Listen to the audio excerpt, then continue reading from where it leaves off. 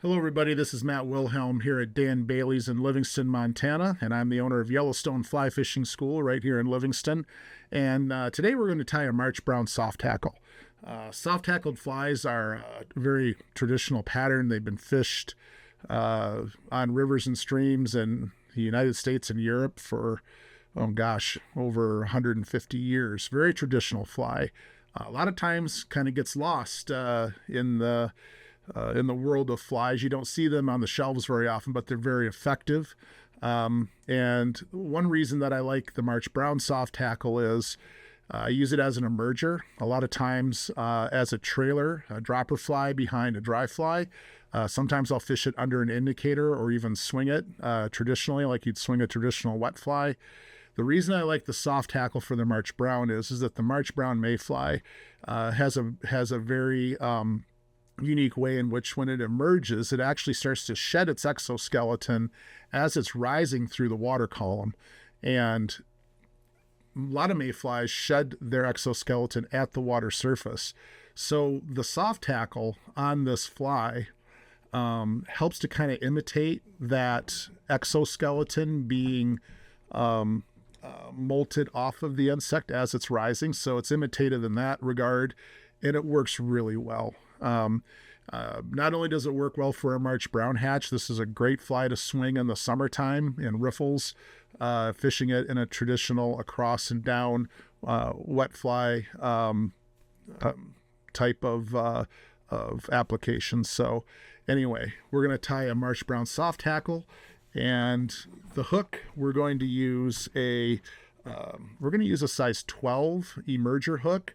You can also use a scud hook. I guess you could use a nymph hook with a straight shank. I like these curved shanked hooks, so going to use the emerger hook in a size 12. Now, size 12 might be a little bit on the big side for these, but for the ease of the camera, we're using the 12. You might want to think about a 14. 12s and 14s are going to work pretty good. We're going to use a 6/0 brown thread. We're going to use some pheasant tail. We're going to use some thin copper wire. You could also use gold wire or silver wire, but I'm going to use copper on this one. And for the soft hackle, we're going to use Hungarian partridge. All right, so to start off, we're going to put a thread base down to the curve. Well, this hook is all curved. We're going to go to a point on the hook. If you leave your bobbin hang down, it's going to hang down just behind the barb. Okay, and we'll get rid of our tag. First material is going to be, just a little further. First material is going to be tail, and for the tail of this, we're going to use pheasant tail, and I'm going to pull off, well, if I were to count those, I would probably say I've got about, maybe 6 or so, and we're going to pull those off. And what I'm going to do here is I'm going to spin the bobbin counterclockwise. That'll help the thread lay against my fingers. And you want your tail to be a little bit longer than the hook gap, give or take. And I'm going to lay this in here with a loose wrap. I'm going to tie that in. That counterclockwise spin really works well. And I'm going to work my thread up the body because I want my body diameter to stay equal. I'm just going to work my thread up toward the eye, and then I'm going to leave it right there, and I'm going to cut this off. And I'm actually going to use what's remaining here. I'm going to use that for my body, so I don't use all sorts of pheasant that I don't need to. So my thread's at about the 3/4 point, and I'm going to take some thin copper wire, and I'm going to tie that in right here. I'm going to work my thread back to the curve, or back to where I started, over top. And this keeps my body diameter consistent all the way down. If I were to tie all of this stuff in at the same spot, I would have a big chunk right here where I was cutting everything off. This keeps everything nice and even. And as I look at what I cut off, I'm not going to use what's remaining because I have quite a bit of hook to cover. It's a longer hook, but if I were tying on a smaller hook, I could definitely use these pieces to finish my fly. But I'm going to pull off some new pieces. And I don't know, I'm going to pull off maybe about, looks like about maybe 5 or 6 pieces there. And I'm going to tie these in by the tips. I'm going to give it a counterclockwise spin again. Put a little bit above my fingers to keep that body diameter consistent. And I'm going to work over top of those up to close to the eye of the hook. Now, the pheasant, we're going to wrap around the hook. One wrap after the other, just like you'd tie a pheasant tail nymph. I'm going to wrap this up. And we're going to tie off.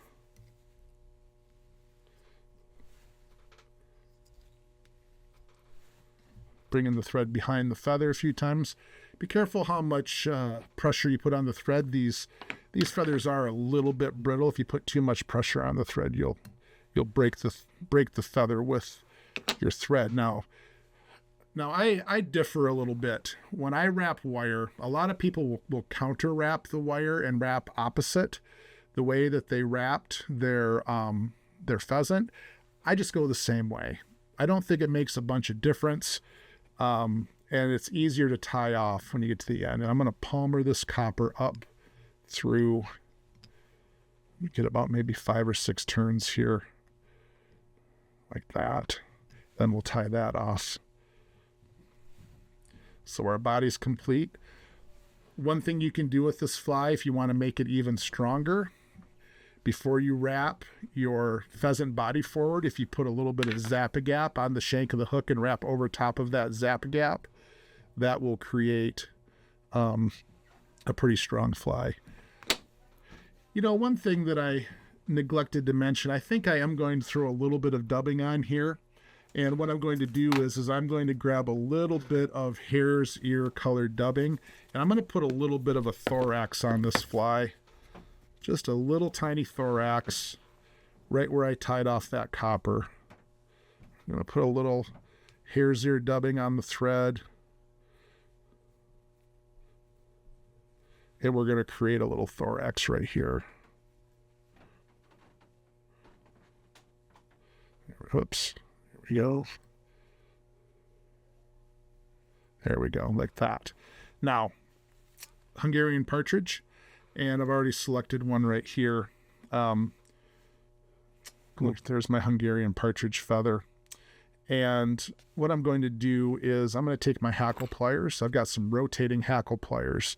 And I'm going to pinch my hackle pliers right on the tip of the feather. Okay? And I'm going to pull back gently, and I'm going to separate out these feathers a little bit like that. The part that's between my pliers is going to be where I tie in. All right? And when you tie on a soft hackle feather, these feathers have a brilliant side, a pretty side. The pretty side is facing me. The dull side is facing the camera.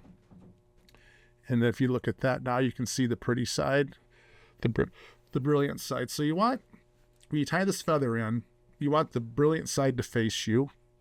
I'm going to put that little part above my fingers right there, and I'm going to tie that in right there in front of that dubbing. What I'm going to get rid of, a little bit right there.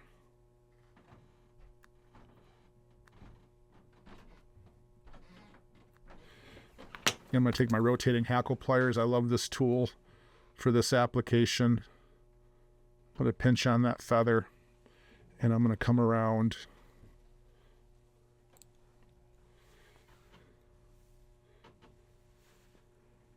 a couple of times.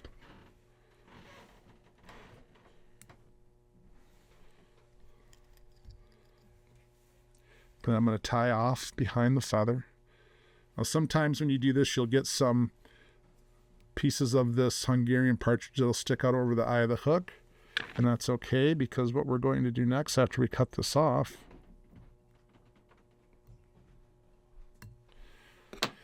is I'm going to pull all these back with my fingers like this, put a few wraps on here, and that'll make them all lay back just like that.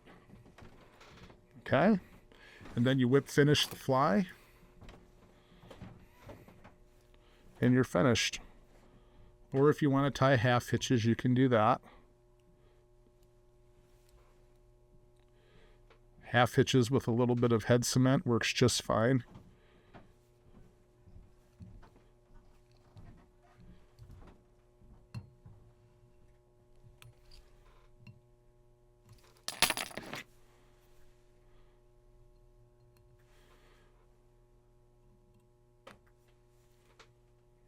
Stray feathers right there. And that is a March Brown Soft Hackle. Works really, really well during the March Brown hatch, and it's been a good producer for me in the spring. Fished as a dropper off of maybe if there's a March Brown hatch, if you have some March Brown sparkle duns, if you use the sparkle dun as your point fly and drop about maybe 20 inches of tippet off the curve of the hook and fish this down below it, you've got 2 flies in play, and this fly really, really produces. Hey, March Brown Soft Hackle. Thank you.